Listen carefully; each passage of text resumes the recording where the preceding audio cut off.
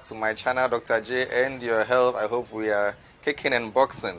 How is Ramadan going? Let me know how you are coping so far with the early days and the changes that you are trying to make in your meal and how things are going. Keep the comments coming. Let's see how we can address your concerns. Right. So today we'll talk about another very important aspect of the Ramadan. We tackled on Suhoor, so obviously we should talk about Iftar. So what is Iftar? Iftar is the meal taken at sunset to break the fast. Okay? I last mentioned that the Prophet ﷺ mentioned, and I think I shared that hadith in one of my earlier episodes, that there are two joys of a fasting person. One, when he meets his Lord, and the other at the time of breaking the fast. You and I know the joy that we feel when it's time to break the fast. When it's time and we smell the scents coming from the kid, the aroma coming from the mom's kitchen, from your wife's kitchen, from your sister's kitchen, from your own kitchen, you have so much adrenaline running through your veins, and you just want to munch on something, drink some water, drink some fluids, and then see how you can reward yourself for having gone through some spiritual exercise during the day. Right. So the question that behoves is that what should go into our supper? What does one take for Iftar? And what are the recommendations that we would like to give?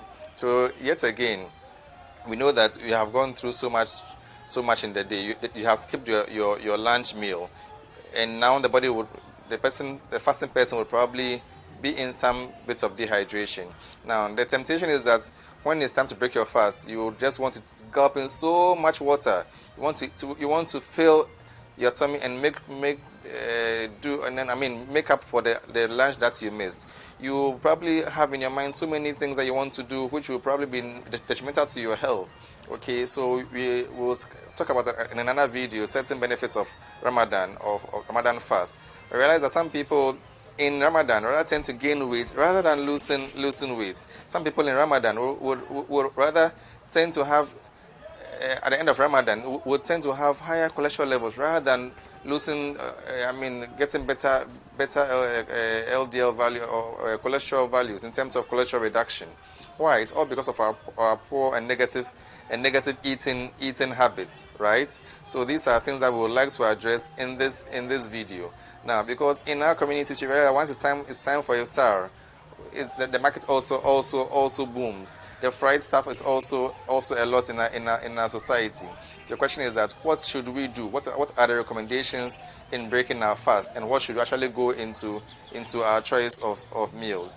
All right. So this is just to introduce us to Iftar. Maybe over the next two videos, we'll try and see how we can wrap up and look at other aspects of our health and fasting.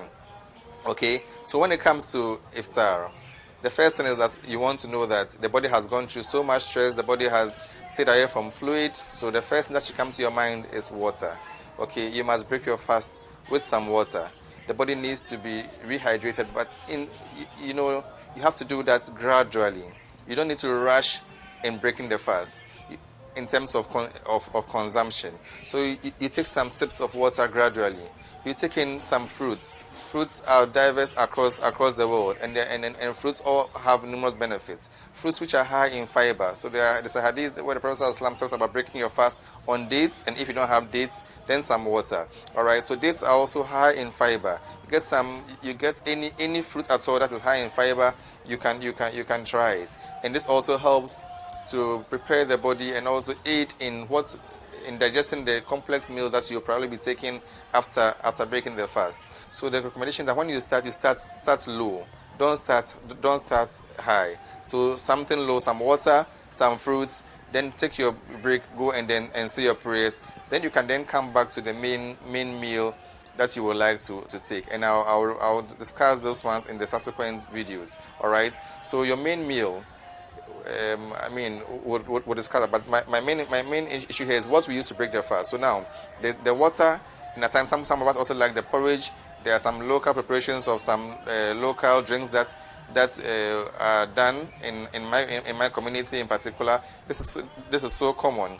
You see that we have so many of these local preparations that are done. So they are all rich in fluids, just to replenish the lost fluids and also make up for the apparent dehydration that would be would have come about as a result of abstaining from food and then water. So the porridge is also good, but my concern is that many of us take porridge with so much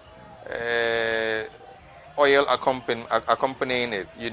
There's so much fried stuff we take with the porridge. All right, you look at the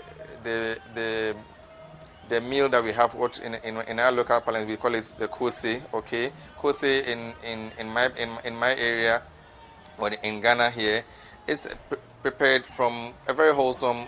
It's a wholesome preparation. All right, you grind your beans and add a few spices to it. Then you are able. So you see, it's rich in protein.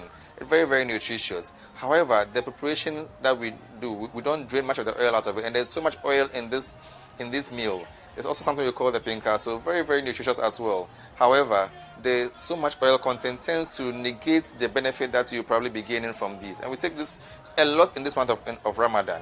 And by so doing, you don't see to get the bonuses, which I call the health bonuses in this aspect. So I'll pause now, and then in our next video we'll tackle what we should do and what we should avoid taking iftar. So please, let's continue to do our possible best. Fast right, eat right. Let's make health our priority. Subscribe, and I'll see you in our next video.